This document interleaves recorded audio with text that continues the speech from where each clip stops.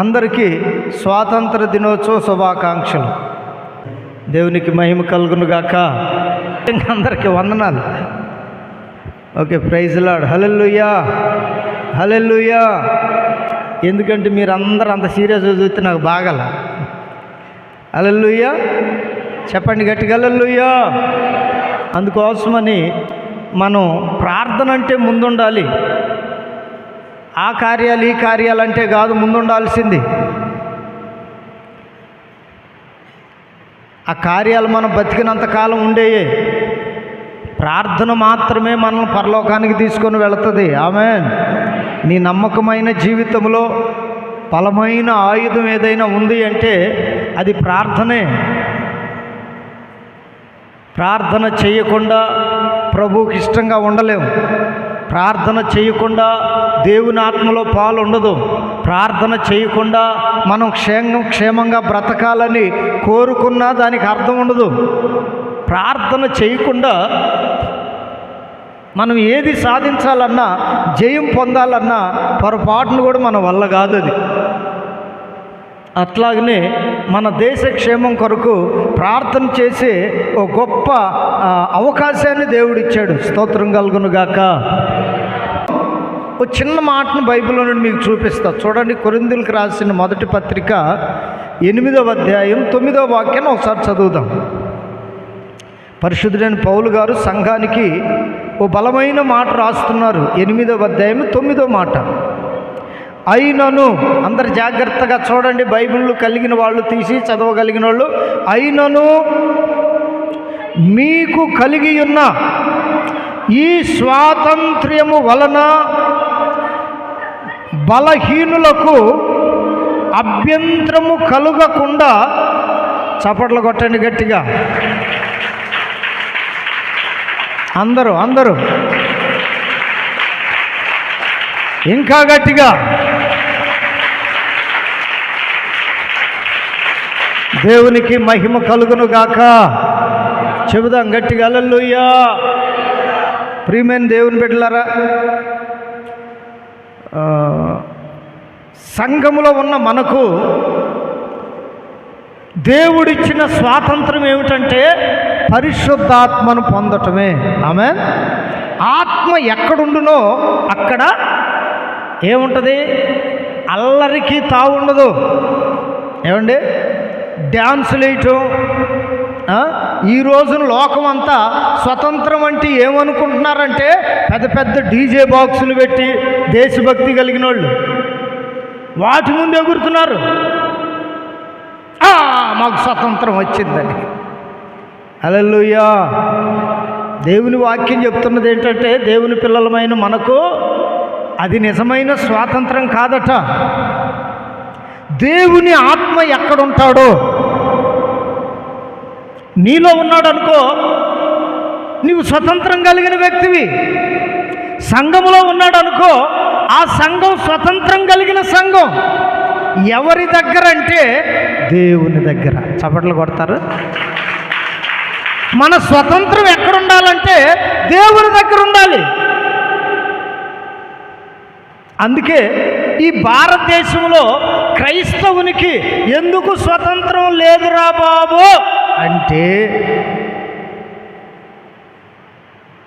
భారతదేశంలో అందరిలో దేవుని ఆత్మ లేడు.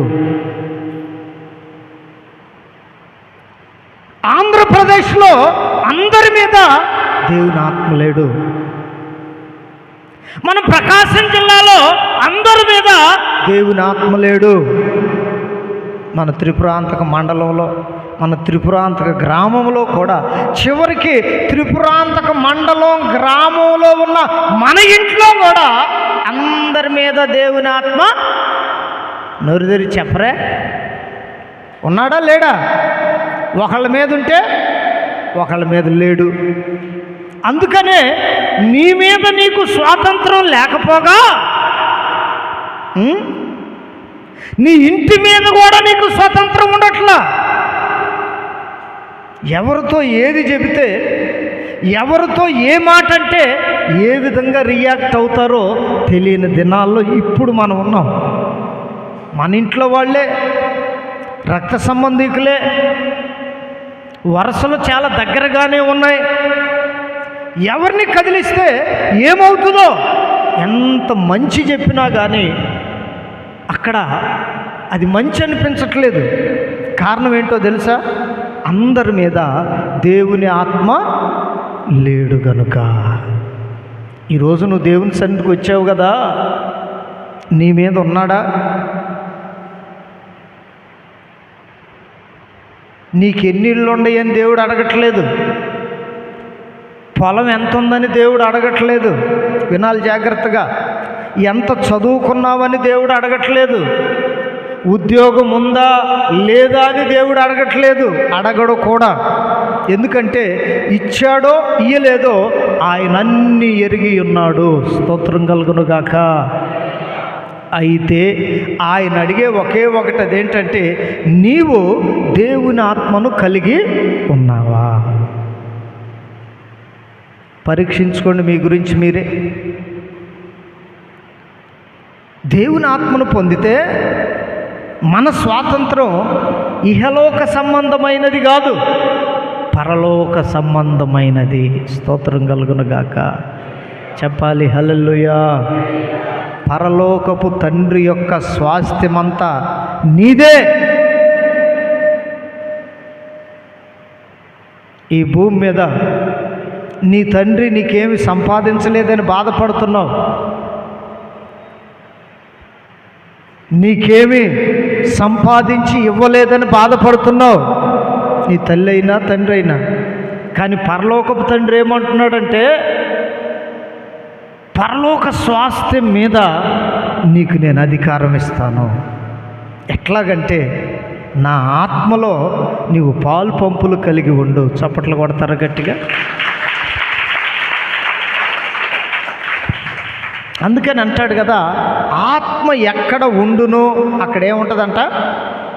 చెప్పాలి, ఏముంటుందంట? ఇప్పుడు ఈ భారతదేశానికి అందరూ అంటున్నారు కదా, స్వతంత్రం వచ్చిందో స్వతంత్రం వచ్చిందో అని. గాంధీ గారు ఏదో మాట అన్నాడంట, అర్ధరాత్రి ఆడపిల్ల ధైర్యంగా తిరగగలిగితే ఆ రోజే స్వతంత్రం వచ్చిన రోజని. అర్ధరాత్రి నన్ను బయటకు వస్తారా? ఆ వచ్చే రోజే వస్తే వాళ్ళు ధైర్యంగా తిరగగలిగితే ఆ రోజు దేశానికి స్వతంత్రం వచ్చిన రోజని ఆయన అన్నాడు. యేసయ్య ఏమన్నాడో తెలుసా? ఇందాక చదివాం, ఇప్పుడు చదవండి ఆ మాట, 9వ వాక్యం.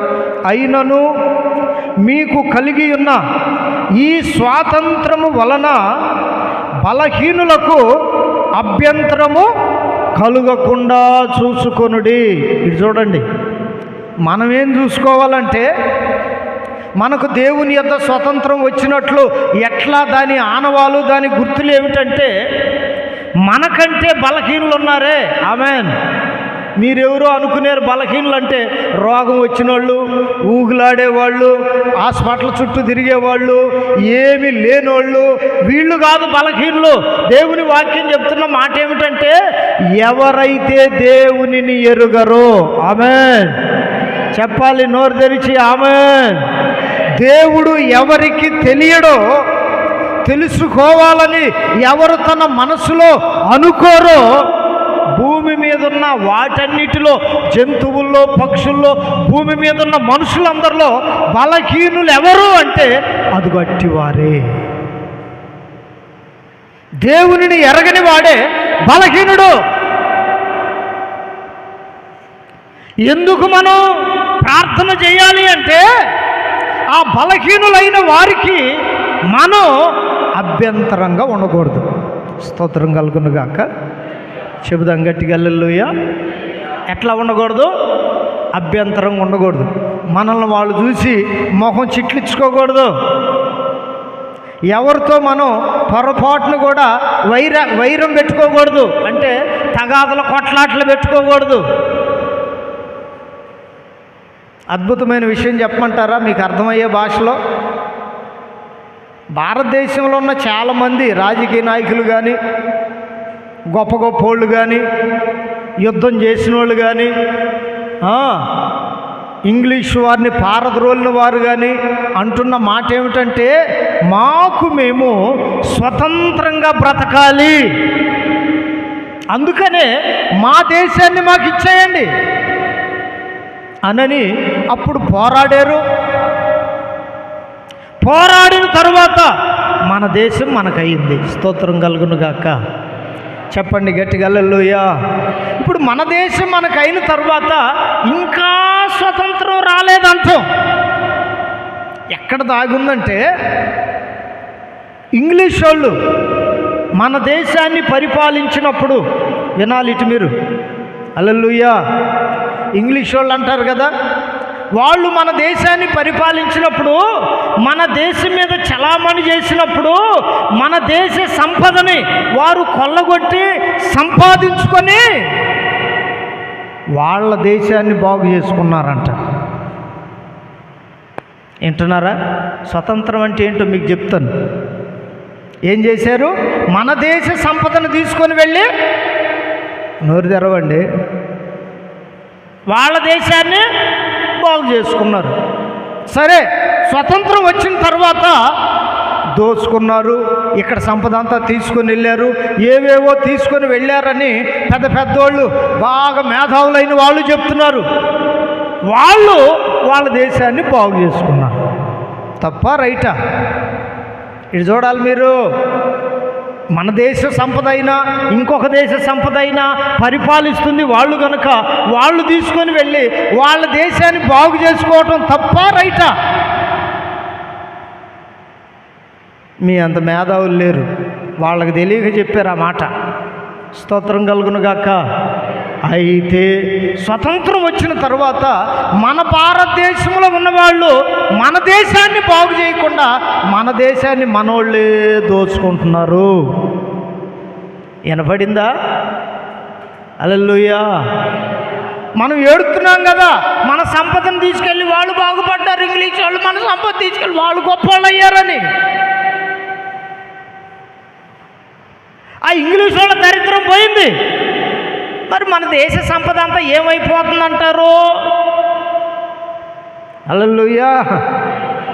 టన్నుల్లో నుంచి లక్షల టన్నుల్లో తీస్తున్నారు బొగ్గు, బంగారం, వెండి, ఏవేవో ఉన్నా ప్రతి ఖనిజ సంపద తీసి ఏమైపోతుందంటే, ఇదే అంటున్నాడు, వాళ్ళు దోచుకుంటేనేమో దోచుకున్నారన్నాం.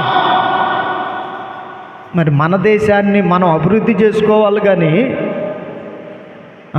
పేదవాళ్ళ క్షేమం కోరాలి కానీ, అన్ని రంగాల్లో అభివృద్ధి చెందాలని కోరుకోవాలి కానీ, మన దేశ సంపదని మనమే దోచుకుంటే మనం వాళ్ళకంటే అన్యాయస్తులం కాదా? హల్లెలూయా. చెప్పండి హల్లెలూయా. ఇదే వ్యవస్థ కుటుంబాల్లో కూడా వచ్చింది. మన దేశాన్ని మనం దోచుకునే ఈ వ్యవస్థ కుటుంబాల్లో కూడా వచ్చింది. ఎట్లా అంటారా? భార్య ఉద్యోగం చేస్తుంది అనుకో, ఈ నా డబ్బులు అంటది. భర్త ఉద్యోగం చేస్తున్నాడు అనుకో, ఇవి వాళ్ళిద్దరూ ఒకటి కాదా? కుటుంబం కాదా అది? చూసారా? రాజకీయంలో ఉన్నది, దేశంలో ఉన్నది, కుటుంబాల్లో కూడా వచ్చింది. ఎవరో దోసుకున్నారు అన్నాం, మరి మనకు బుద్ధి రావాలి కదా. మన రాజకీయ నాయకులకైనా, దేశాన్ని పరిపాలిస్తున్న నాయకులకైనా, అన్ని రంగాల్లో ఉన్న నాయకులకైనా ఏమనుకోవాలి? అన్ని దేశాల్లో మన దేశం గొప్పగా ఉండాలి. కొట్టుగట్టిగా చప్పట్లు. ఇది కదా ఆలోచించాల్సింది. వాళ్ళేమనుకుంటున్నారంటే, మా దేశంలో ఉన్న అన్ని కుటుంబాల కంటే నా కుటుంబం పైన ఉండాలి. ఇది రాజకీయ నాయకుల మనసులో మెదులాడుతున్న, ప్రతిరోజు జరుగుతున్న ఓ భయంకరమైన వ్యసనం. ఈ వ్యసనం ఎప్పుడైతే పోద్దో మన ఇండియా బాగుపడుతుంది. స్తోత్రం కలుగును గాక.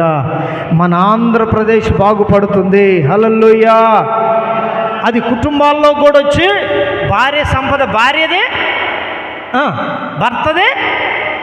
ఏదైనా లేనప్పుడు అడిగారనుకో, నేను సంపాదించుకునే నీకెందుకు ఇస్తా?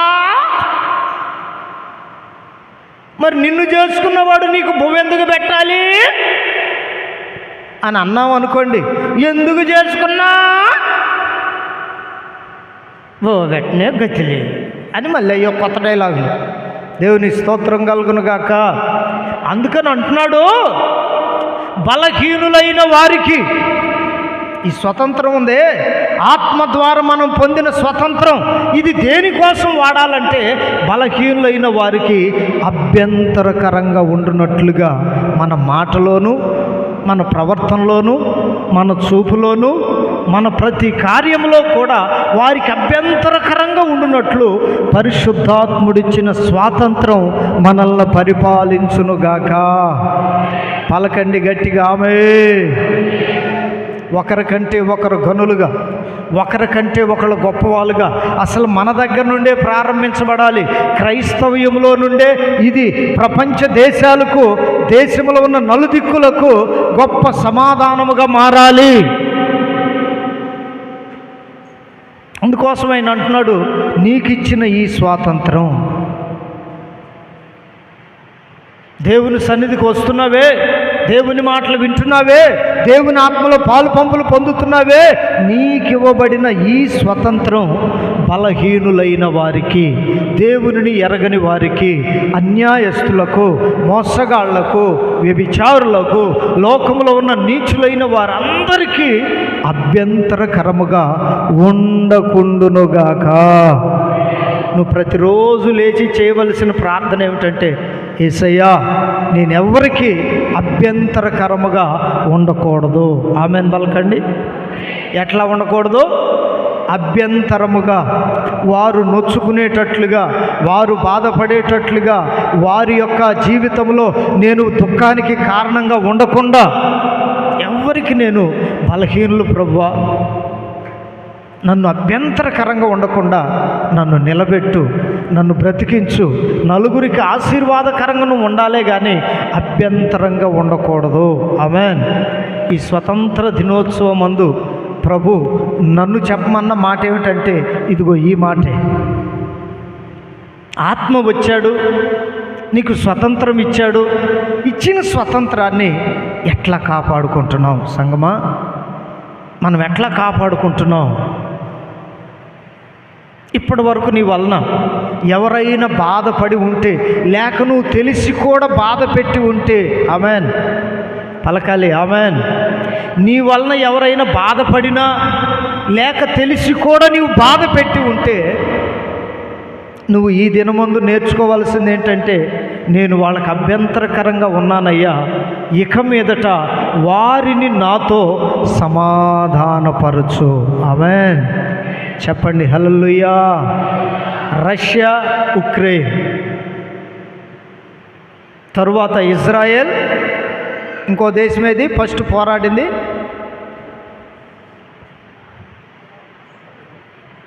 ఏంది, ఎవరు చెప్పట్లేదు? మొదటి ఇజ్రాయెల్ యుద్ధం చేసింది చూడండి, ఓ దేశం. ఇప్పుడయ్యా ఇరాను, ఇప్పుడు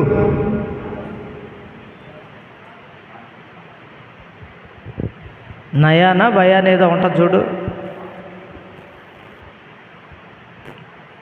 ఆ దేశం మీద చేసింది. రెండోది గాజా మీద చేసింది. ఇప్పుడు దాని మీదకి బయలుదేరింది. అందుకని ఈ దేశాల మధ్యలో ప్రభువు చెప్పాడు, నా రాకడకు ముందు యుద్ధాలు జరుగుతాయని.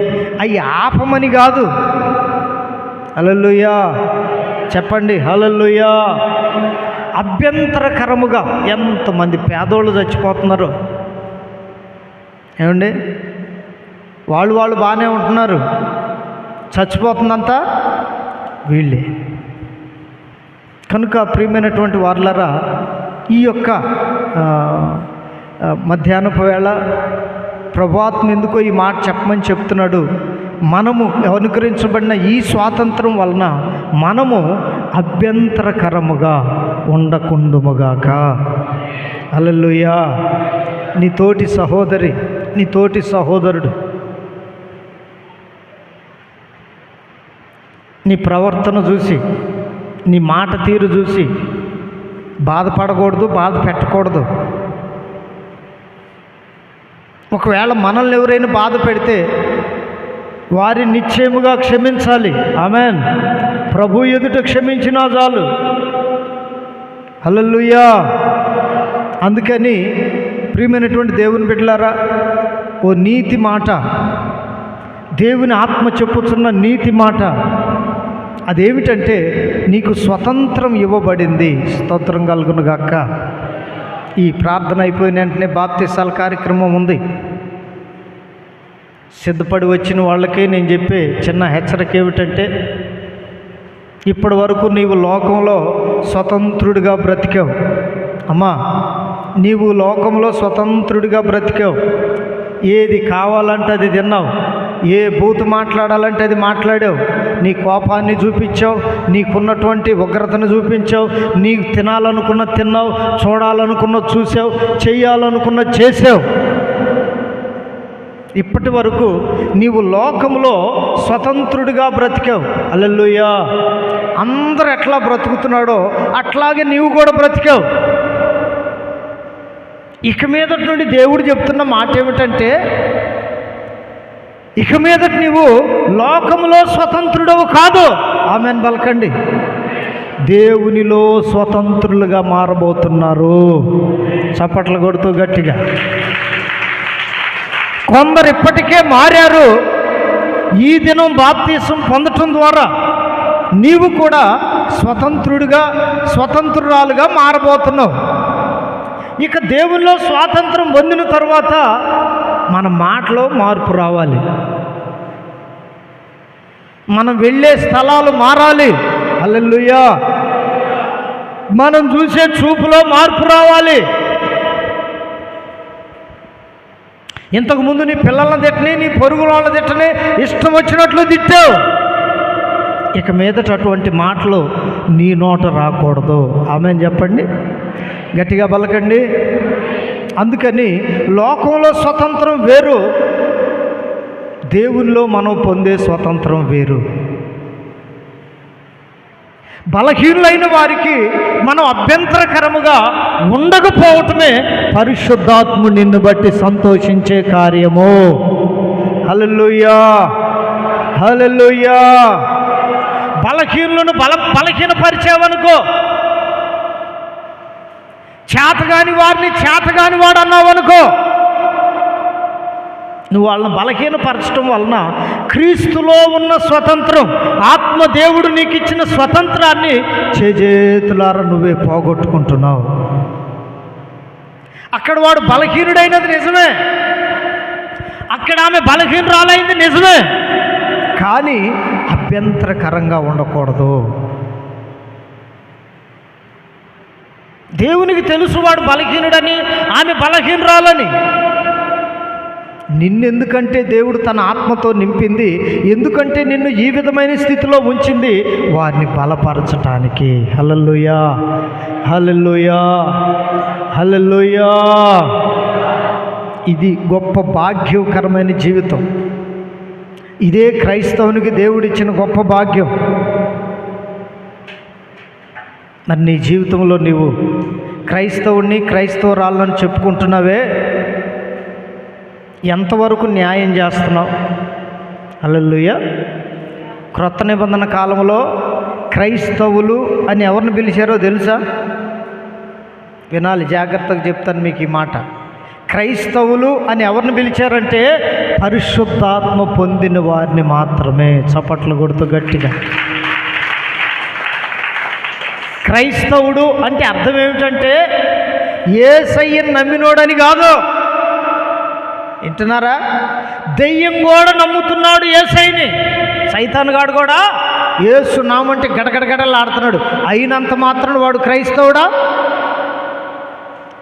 వింటున్నారా? క్రైస్తవులు అంటే ఎవరంటే దేవుని ఆత్మ చేత నింపబడిన వారు. యూదులను కూడా క్రైస్తవులని పిలవలా, ఇశ్రాయేలీలను కూడా క్రైస్తవులని పిలవలా, సంఘములో చేర్చబడిన వారిని, ఆమెన్ పలకండి, పరిశుద్ధాత్మ నింపుదల కలిగిన వారిని క్రైస్తవులు అని పిలిచారు. పరిశుద్ధాత్మ దేవుడు డీకోడ్ చేసిన వాళ్ళని, పరిశుద్ధాత్మ దేవుడు ముద్రించిన వారిని, పరిశుద్ధాత్మ దేవుని చేత ఎన్నుకొనబడిన వారిని క్రైస్తవులు అన్నారు. మన లోకంలో అనేది ఏంటో తెలుసా? ఫలాని కులం వాళ్ళు క్రైస్తవులు, ఫలాని కులం వాళ్ళకి యేసు ప్రభు దేవుడు అని. కాదండి, బైబిల్ దానికి విరోధం. క్రైస్తవుడు అంటే ఎవరంటే పరిశుద్ధాత్మ పొందినవాడు. స్తోత్రం కలుగునుగాక. ఏ సంఘమైనా, ఏ కులమైనా, ఏ మతమైనా వారందరూ క్రైస్తవులుగా పిలువబడాలి అంటే పరిశుద్ధాత్మ చేత నింపబడి సంఘములో చేర్చబడాలి. వాళ్ళు క్రైస్తవులంటే. వారినే క్రైస్తవులు అన్నారు. అందుకే పౌలు గారు అంటాడు, క్రైస్తవుడనైనందుకు నేను సిగ్గుపడుటలేదు. చప్పట్లు కొట్టండి సిగ్గు లేని వాళ్ళందరూ. హల్లెలూయా. క్రైస్తవుడైనందుకు నేను సిగ్గుపడను అంటున్నాడు. సర్వస్వం ఆయనే, ఏది కావాలన్నా ఆయనే, ఎక్కడికి వెళ్ళినా ఆయనే, ఎవరితో మాట్లాడినా ఆయనే నీలో ఉంటాడు, ఆయన నీతో ఉంటాడు. కనుక నీవు నిజమైన క్రైస్తవుడవు, క్రైస్తవురాలవు. ఆత్మ లేక నేను కూడా బాప్తీసం పొందా, నేను కూడా చర్చికి వస్తున్నా, నేను కానుకలన్నీ ఇచ్చేస్తున్నా, దేంట్లో మరి అసలు సంగతి ఏంటి? నీ కానుకలను అంగీకరించి నీకు దీవెనిచ్చాడు. నీవు బాప్తీసం పొందటం ద్వారా నిన్ను ప్రత్యేకపరిచాడు. మరి దేవుని దృష్టిలో నువ్వు అంగీకారం దేని వలనంటే పరిశుద్ధాత్మను పొందటం వల్లనే. ఆమేన్. చెబుదాం గట్టిగా ఆమేన్. ఇంకా పరిశుద్ధాత్మ పొందిన వారు ఎవరైనా ఉంటే దేనికోసం ప్రయాసపడకండి. మొదట దేవునికి మనం ఇష్టంగా ఉండాలి. అభిషేకం చేత ఆయన ముద్రించాలి. పిల్లలైనా, పెద్దలైనా, యవనస్తులైనా, కుటుంబీకులైనా, వృద్ధులైనా దేవుని చేత ఎన్నిక చేయబడాలి. ఆమేన్. దేవుని చేత ఎన్నిక చేయబడిన వారు క్రైస్తవులు.